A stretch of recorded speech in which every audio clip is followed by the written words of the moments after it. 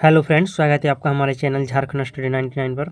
Friends, आज के इस वीडियो में हम लोग कवर करेंगे जेएसएससी सीजीएल पेपर 2 हिंदी के 60 एमसीक्यू टेस्ट। फ्रेंड्स यहाँ पर आपको टोटल क्वेश्चन नंबर दिखाई देगा 100। तो फ्रेंड्स यहाँ पर 100 सवाल नहीं पूरा किया गया है, तो यहाँ पर जो है आपका 60 सवाल देखने को मिलेंगे। और फ्रेंड्स आपको मॉक टेस्ट में अंत तक बने रहना है। और फ्रेंड्स आपको 60 में से ना 60 सवाल ही सही करने हैं, क्योंकि बहुत सारे प्रश्न को रिवीजन के तौर पर बहुत सारे इजी प्रश्न को भी लिया गया है और बहुत सारे सवाल हो सकता है कि यहाँ पर दोबारा आपको देखने को मिले। तो फ्रेंड्स आपको इस टेस्ट में जो है 60 में से 60 नंबर ही लाना है, क्योंकि आपकी तैयारी बहुत अच्छी हो चुकी है और एग्ज़ाम बहुत नज़दीक पर आने वाला है। तो आप 60 में से 60 टेस्ट लाइए, और नहीं तो फ्रेंड्स आपको कम से कम 60 में से जो है आपको 58 मार्क्स लाने हैं इस टेस्ट में। तो आपको टेस्ट के अंत तक बने रहना है और आपको कमेंट में बताना है कि आपके कितने सवाल सही हुए हैं। तो हमारा आज की इस वीडियो का पहला सवाल है, कवि रसखान की भाषा कौन सी है? कवि जो रसखान थे उनकी भाषा कौन सी है? तो इसका आंसर हो जाएगा ऑप्शन नंबर बी, ब्रज भाषा। और फ्रेंड्स मैं जो है आपको 2 सेकंड का टाइम दूंगा, आप आंसर लगा लीजिएगा, क्योंकि अगर ऑप्शन को चारों विकल्प को पढ़ेंगे तो फिर वीडियो काफ़ी लंबा हो सकता है। तो यहाँ पर आंसर हो गया हमारा ब्रज भाषा। कवि रसखान की भाषा ब्रज भाषा है। भूषण जी के किस कृति में छत्रपति शिवाजी का वीरता का बखान है? भूषण जी के जो इसे कौन सी कृति है जिसमें छत्रपति शिवाजी का वीरता का बखान किया गया है? तो शिवा बावनी पे, option number B right answer हो जाएगा, शिवा बावनी पे। नेक्स्ट सवाल है, भारतेंदु ने अपनी किस कविता में बंगला के प्यार छंद का प्रयोग किया है? भारतेंदु ने अपनी किस कविता में बंगला के प्यार छंद का प्रयोग किया है? तो विजय बल्लरी पे, option number A right answer हो जाएगा, विजय बल्लरी। भारतेंदु जी ने स्त्रियों के लिए कौन सी पत्रिका संपादित करी है? तो इसका आंसर हो जाएगा ऑप्शन नंबर ए, बाल बोधिन। बाल बोधिन पत्रिका का संपादन जो है भारतेंदु हरिश्चंद्र ने किया है, जो कि स्त्रियों के लिए यह पत्रिका थी। नेक्स्ट सवाल है, प्रेम और मस्ती का यह काव्य निसंदेह अपनी सीधी सच्ची अनुभूति और कला के कारण क्या पाई?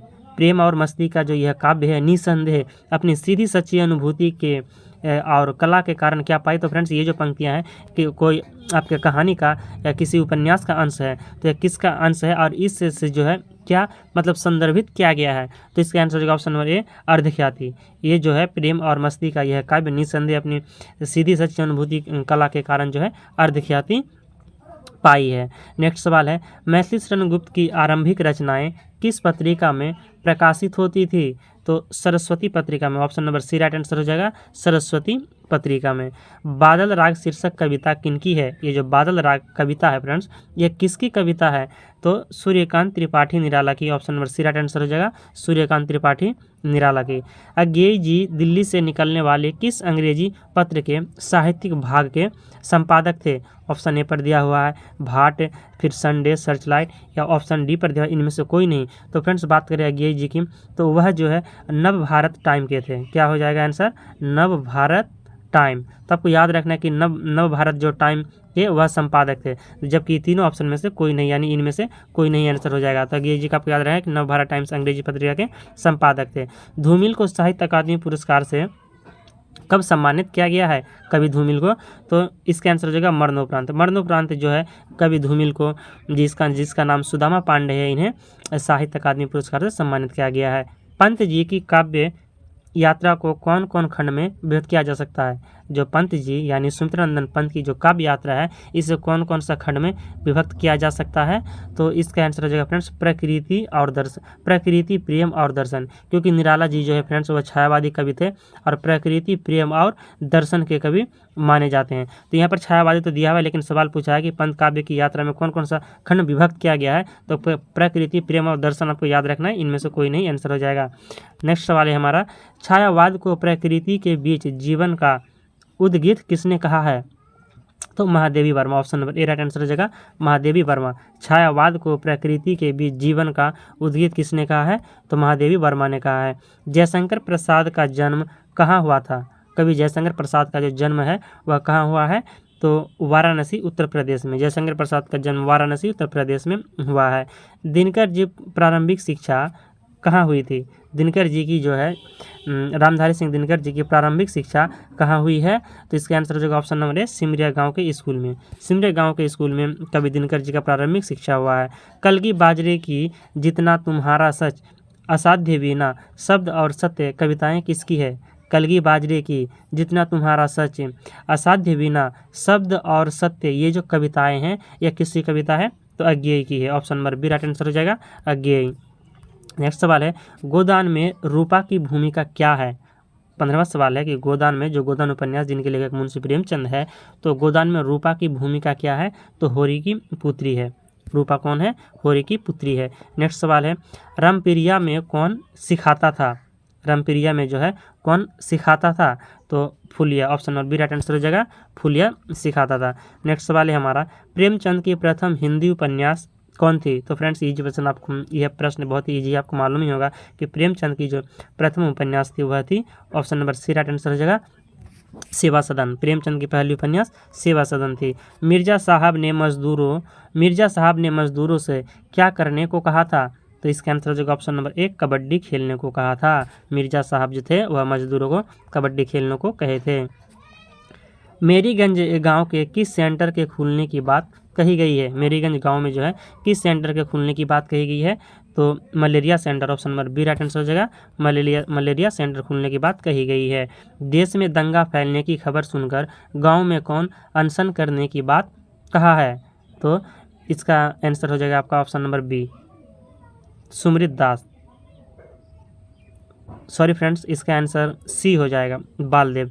कि देश में दंगा फैलने की खबर सुनकर गांव में कौन अनशन करने की बात कहा है, तो इसका आंसर हो जाएगा सी, बालदेव। बालदेव जो है यह जो है गांव पे अनशन करने की बात कहा है। तो आपको याद रखना है कि देश में दंगा फैलने की खबर सुनकर गांव में कौन अनशन करने की बात कहा है, तो बालदेव, आपको याद रखना है, बालदेव। शहर के समाचार पत्र का संवाददाता शिवपालगंज में कौन था। शहर के समाचार पत्र का संवाददाता शिवपालगंज में कौन था, तो Motiram master. Option number B right answer हो जाएगा, मोतीराम मास्टर। गोदान में लूट एवं शोषक के लिए कौन जिम्मेदार थे, पुलिस, पटवारी, जमींदार या ये सभी, तो इसका आंसर हो जाएगा ऑप्शन नंबर डी, ये सभी। गोदान में जो है गोदान उपन्यास में लूट एवं शोषक के लिए जिम्मेदार पुलिस, पटवारी, जमींदार ये सभी जिम्मेदार थे। लक्ष्मी बलदेव को क्या पाठ करने की सलाह देती है, तो उसे बीजक पोथी पाठ करने की सलाह देती है। Option number C right answer हो जाएगा, बीजक पोथी। फुलिया बालों में किस तरह का तेल लगाती थी, तो फुलिया जो है अपने बालों पर जो है गमकौवा तेल लगाती थी। Option number C right answer हो जाएगा, मतलब एक खुशबूदार, तो उसे गमकौवा कहा गया है। नेक्स्ट सवाल है हमारा हीरा कौन था। 25वां सवाल है फ्रेंड्स कि हीरा जो है वह कौन था, तो इसका आंसर हो जाएगा ऑप्शन नंबर बी, होरी का भाई। हीरा जो है होरी का भाई था।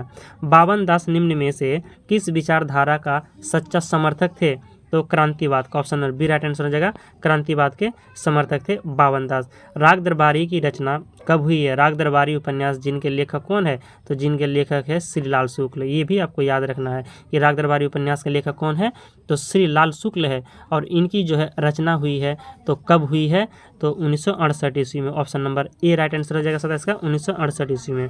नेक्स्ट सवाल है हमारा गोदान में होरी के गाय को विष कौन देता है, तो हीरा दे देता है। ये प्रश्न है कि गोदान में होरी के गाय को विष हीरा देता है। किस टोली में 12 मास शाम को अखाड़ा जमता था, तो इसका आंसर हो जाएगा यादव टोली। यादव टोली पे जो है हर रोज शाम 12 मास शाम को अखाड़ा जमता था यादव टोली में। नेक्स्ट सवाल है हमारा 30वां सवाल कि राग दरबारी उपन्यास में किस जीवन की समीक्षा है, तो इसका आंसर हो जाएगा ऑप्शन नंबर ए, मुख्य रूप से ग्रामीण जीवन की जो है समीक्षा करा गया है। नेक्स्ट सवाल है हमारा जयशंकर प्रसाद का अंतिम नाटक क्या है। कवि जयशंकर प्रसाद का अंतिम नाटक क्या है, तो ध्रुव स्वामिनी। Option number D right answer हो जाएगा, ध्रुव स्वामिनी। नाटक आधे अधूरे के पहले मंचन का निर्देशक कौन थे। हमारा जो नाटक थे आधे अधूरे, इनके पहले मंचन का निर्देशक कौन थे, तो इसका आंसर हो जाएगा ऑप्शन नंबर सी, ओम सी पुरी। ओम सी पुरी जो है नाटक आधे अधूरे के मंचन के पहले निर्देशक थे। महेंद्र नाथ को किसका दौरा पड़ता था, तो दिल का दौरा पड़ता था। महेंद्र नाथ को जो है दिल का दौरा पड़ता था। भारत दुर्दशा नाटक में सत्यनाथ फौजदार के अनुसार किसने बड़ा उपकार क्या था, किसने बड़ा उपकार किया था, तो धर्म ने। Option number D right answer हो जाएगा, धर्म ने। नेक्स्ट सवाल है कोमा ध्रुव स्वामिनी के पास क्यों आती है। कोमा जो है ध्रुव स्वामिनी के पास क्यों आती है, तो सकराज के सब लेने के लिए। Option number A right answer हो जाएगा, सकराज के सब लेने के लिए। सिंघानिया जलवायु की दृष्टि से किस देश को अच्छा बताता है। सिंघानिया साहब जो थे वह जलवायु की दृष्टि से किसको अच्छा बताता है, तो option number B right answer हो जाएगा, इटली को। इटली को जो है जलवायु की दृष्टि से अच्छा बताता है। जयशंकर प्रसाद के मधुआ कहानी में कौन प्रसाद जी का पात्र है, यानी प्रसाद जी के जैसा है पात्र है, किसे कहा गया है या कौन है, तो इसका आंसर हो जाएगा ऑप्शन नंबर डी, ये सभी। लल्लू, शराबी और जो साधु सरदार सिंह है, ये सभी जो है जयशंकर प्रसाद के मधुआ कहानी में प्रसाद जी के पात्र हैं। लल्लू शराबी और एक हो गया ऑप्शन नंबर ए पर साधु सरदार सिंह, याद रखना है। प्रेमचंद की कहानियों का आधार क्या है? तो प्रेमचंद की कहानियों का आधार है ग्राम्य जीवन यानी ग्रामीण, option number A right answer हो जाएगा ग्रामीण। जैनेंद्र कुमार का जन्म कहाँ हुआ था? तो जैनेंद्र कुमार का जन्म हुआ है अलीगढ़ में, option number D right answer हो जाएगा अलीगढ़। जैनेंद्र कुमार का जन्म अलीगढ़ में हुआ है।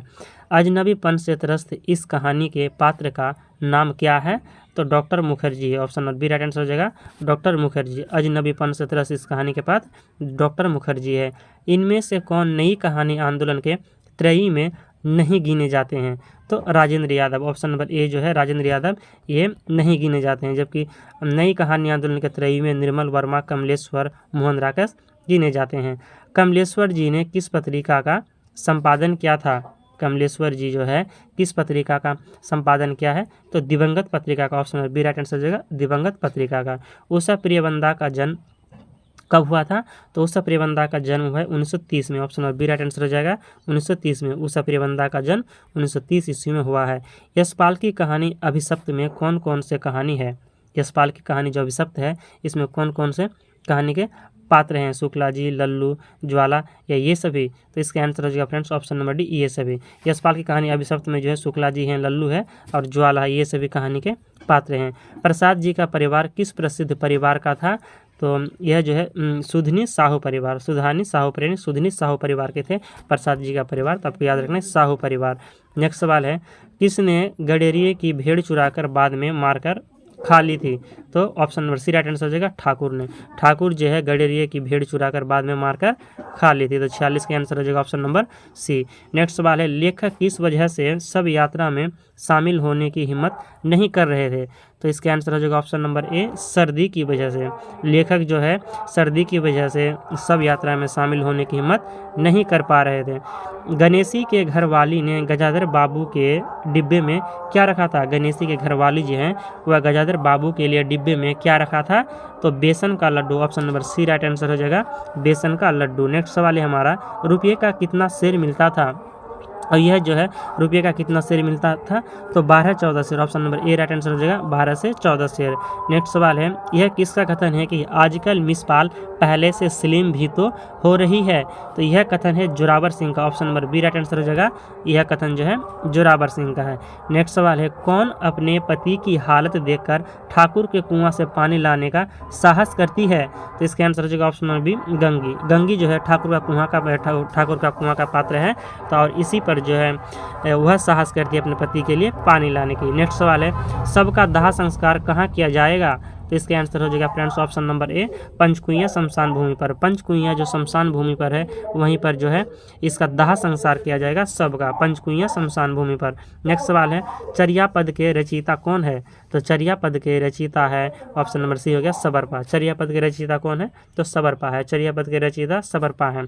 नेक्स्ट सवाल है महापुराण के रचनाकार कौन है? तो महापुराण के रचनाकार है Pushpadant, option number A right answer हो जाएगा पुष्यदंत। नेक्स्ट सवाल है हमारा भविष्य कहाँ, इसके रचनाकार कौन है? ये जो भविष्य कहाँ जो ये रचना है तो इसके रचनाकार कौन है? तो धनपाल है, option number B right answer हो जाएगा धनपाल। भविष्य कहाँ के रचनाकार धनपाल है। संत रज्जब द्वारा दादू दयाल की समग्र रचनाओं का संकलन किस नाम से किया गया है? तो अंगबधू के नाम से किया गया, option number B right answer हो जाएगा अंगबधू। इनमें जगदीश चंद्र माथुर का नाटक नहीं है। जगदीश चंद्र माथुर का नाटक जो है कौन सा नहीं है? तो अंधा युग नहीं है। जबकि पहला राजा, इसके बाद कोणार्क, पहला राजा, कोणार्क और शारदिया इनके लेखक जो है जगदीश चंद्र माथुर है, जबकि अंधा युग के लेखक नहीं है। देहाती दुनिया उपन्यास के लेखक कौन है? देहाती दुनिया उपन्यास के लेखक जो है कौन है? तो इसका आंसर हो जाएगा ऑप्शन नंबर बी शिव पूजन सहाय। देहाती दुनिया उपन्यास के लेखक शिव पूजन सहाय है। नेक्स्ट सवाल है बाणभट्ट की आत्मकथा है। बाणभट्ट की जो आत्मकथा है यह क्या है? तो एक उपन्यास है फ्रेंड्स। और फ्रेंड्स आपको यह कमेंट में बताना है कि बाणभट्ट की आत्मकथा के जो लेखक कौन है, यह कौन है। ये सवाल फ्रेंड्स आपके लिए रहा कि बाणभट्ट की आत्मकथा के लेखक कौन है, ये आपको कमेंट में बताना है, जो कि एक उपन्यास है। और नेक्स्ट सवाल है हमारा फ्रेंड्स कि दूसरी परंपरा की खोज किस विधा की रचना है? तो आलोचना है। दूसरी परंपरा की खोज यह जो है क्या है, तो एक प्रकार का आलोचना है। तो फ्रेंड्स हमारा यहाँ पर 60 MCQ टेस्ट जो है कंप्लीट होता है और आपके 60 में से जो है कितने सवाल सही हुए हैं कि आपको कमेंट बॉक्स में बताना है। तो फ्रेंड्स अगर आपको आज का वीडियो पसंद आया तो एक लाइक जरूर कीजिएगा और चैनल में नहीं तो सब्सक्राइब कीजिएगा। मिलते हैं नेक्स्ट वीडियो में नेक्स्ट टेस्ट को लेकर बहुत जल्द। जय हिंद।